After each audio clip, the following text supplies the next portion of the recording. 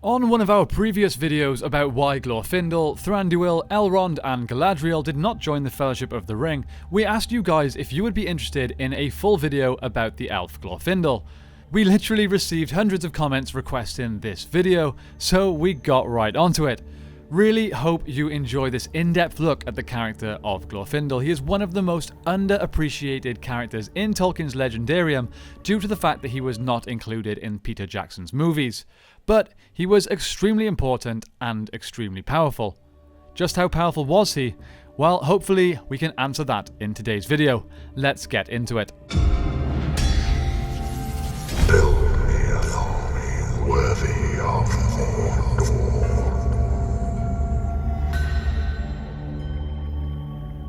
I'm going to start this video by clearing up some controversy surrounding the character. So, Tolkien wrote of a character named Glorfindel that was present during the Years of the Trees and the Fall of Gondolin.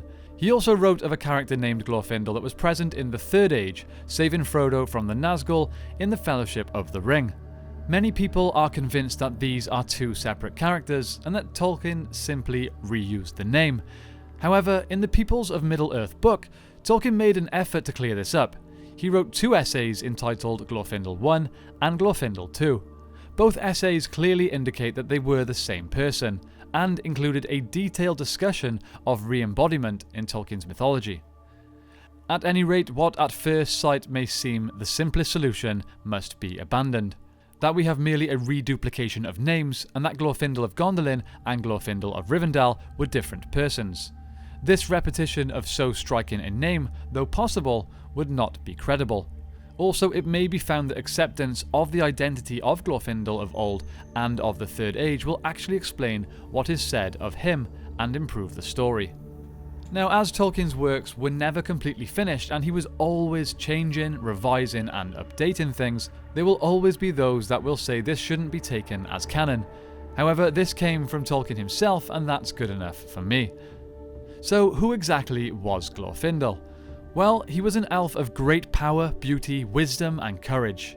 He was born in Valinor sometime during the Years of the Trees. During the First Age, he followed Turgon to Gondolin, which was a hidden city of the elves located somewhere in the middle of Beleriand in Middle-earth. He was appointed as the Lord of the House of the Golden Flower and one of the captains of the king. He was popular and very well loved by the people of Gondolin. Then in the year 510 of the First Age, Gondolin was attacked by the forces of Melkor. Huge losses were suffered, but Glorfindel, and what remained of his followers, held off the orcs.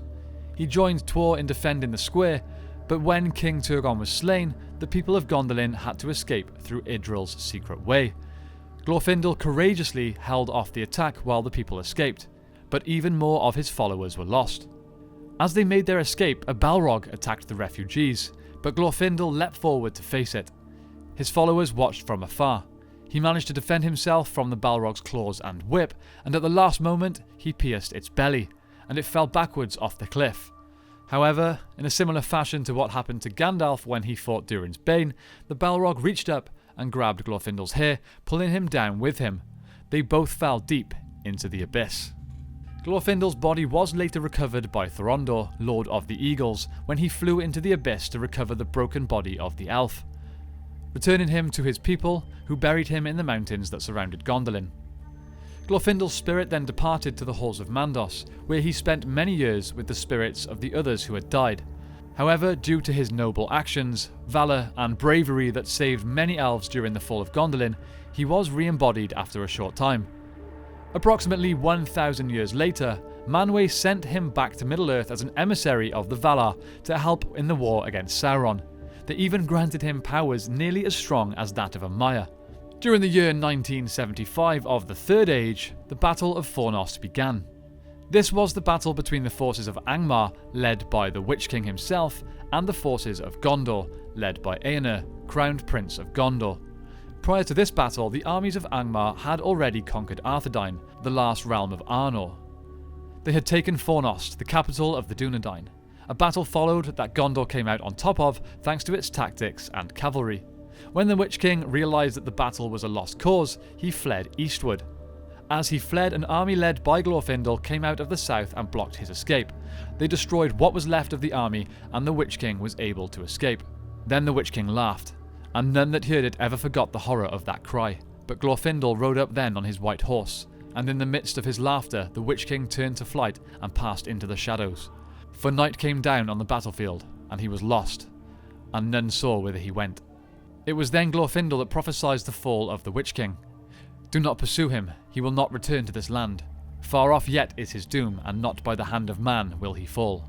This prophecy of course eventually comes true when the Witch King was killed by Merry, who was a hobbit, and Eowyn, who was a woman. So as you can probably tell, if the Witch King of Angmar flees at the sight of Glorfindel, he is a character of huge power.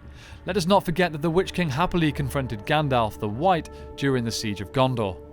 So a further 1,000 years later, Glorfindel was sent by Lord Elrond to search for Frodo and his companions. With his complete lack of fear towards the Nazgul, he was the obvious choice for this quest when it became known that the Nine were being used as Sauron's main servants in his search for the ring. He pursued the Nazgul and drew them away from Frodo and company. When the wounded Frodo became too weak to travel, Glorfindel put him on his horse and commanded the horse to take him to Rivendell. During the Council of Elrond, Glorfindel sat in a position of power next to Lord Elrond and Gandalf.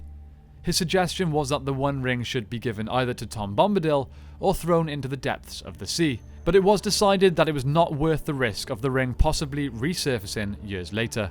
He was also briefly considered to be a part of the Fellowship, but it was later ruled out as his power would be of no use on a quest of such secrecy. But like I said at the start of the video, check out our other video on all the reasons why he didn't join the Fellowship along with the others. It is actually quite interesting. So after the destruction of the ring, we know that Glorfindel, along with Erestor, Elladan and Elrohir, witnessed the wedding of Aragorn and Arwen, but his ultimate fate is unknown, though it's pretty fair to assume that he eventually sailed to Valinor with the rest of his kin. So to give you guys a brief summary on Glorfindel, he was an elf of great beauty and power. He was courageous beyond belief and an extremely capable fighter with great endurance. He fought for hours during the fall of Gondolin and chose to face a Balrog alone. There certainly have not been many people in the history of Middle-earth that have been brave enough to do that. After his death and eventual re-embodiment, Manwë gave him the powers nearly equal to a Maiar, to help him with his mission to aid in the war against Sauron. He's easily one of my favourite characters from all of Tolkien's Legendarium. So to answer the question, how powerful is he?